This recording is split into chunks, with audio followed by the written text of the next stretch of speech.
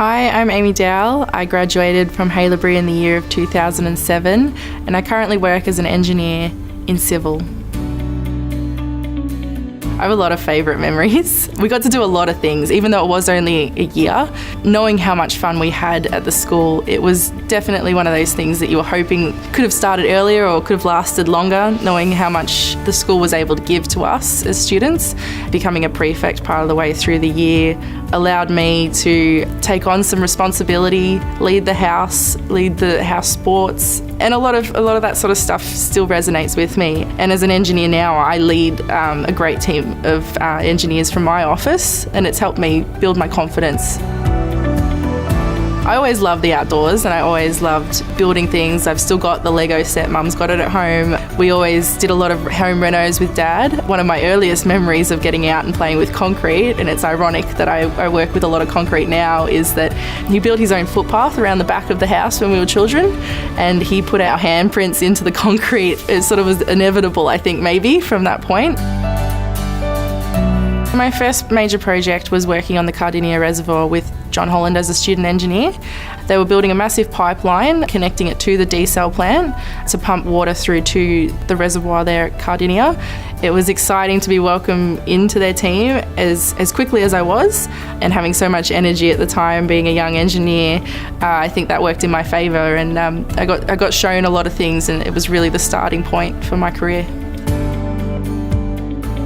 Moving up to New South Wales with Abbey Group was a pretty big decision, and then with that came a lot of different roles. I actually jumped around for the first 2 years with the company, doing some estimating work. Then we jumped up to a pretty big project, a bridge project up near Kempsey. And then I actually came down to close to Victoria. I was down in Albury-Wodonga, working on the Hume Highway there for 6 months. And then I ended up in Coffs Harbour. And it was an exciting project. It was one of the connections that was going to help bring the people past the dangerous roads of Urunga and Nambucca Heads through to Coffs Harbour. It was connecting the communities. Travelling presented itself to me because of how challenging the projects can be. They do burn you out. You put in a lot of time and effort, and you spend time away from your own family. So I caught up with a friend and we went through America, down to South America, and I saw a lot of the world that I hadn't seen and didn't realise I would love as much as I did. When I got back, Seymour Whyte presented me with an opportunity to work in the Blue Mountains for about 6 to 7 months. The project with Seymour Whyte up in the Blue Mountains was the upgrade of the Great Western Highway. So it's a very dangerous portion of road as well. A lot of twisty bends through the mountains, not a lot of safety barriers, the wire rope that they needed to put in, and it also involved building a whole new section of road to avoid some mountains that were quite dangerous in the area. Having a passion for building and having, such a big role within infrastructure itself, it can go wrong, and it is important to make sure you take on that responsibility seriously. There's no point cutting corners in construction, because at the end of the day, it may not fall down tomorrow, it may not fall down in 2 weeks, but if it does fall down and hurt somebody, that's on your conscience. We do have incidences out on site. Sometimes it could be as small as cutting a finger, but in other cases, it has been as scary as snapping girder strings and things like that can cause fatal incidences. So you have to be smart in your planning and be careful about what you do and keeping an eye on everything that you do out on site. Now I'm working for a company called Oz Group, and they're based in Keysborough. It does feel like I'm driving to school every day. Oz Group are a smaller construction company. They mainly focus on noise wall construction. They do a few other things on the side. Currently I'm working out on the Tullamarine project. We've been working out there for about a year now, and we've also just landed a massive job with the Skyrail down the Caulfield to Dandenong project, where we're going to be cladding the entire raised carriageway. We're also installing some fantastic RMP product, which is a rotational moulded plastic.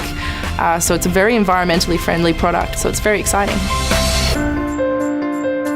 I'd have to say my greatest strength is probably having the confidence that I do have to stand by what I believe in. There's always been one memory in my mind that I have from a teacher back in the days at primary school in Japan.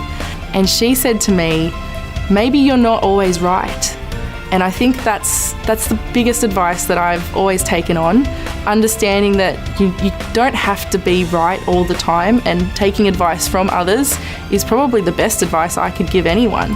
But to always accept the advice, especially from the guys out in the field, you don't always have to follow the advice, but make sure you listen and hear what they say.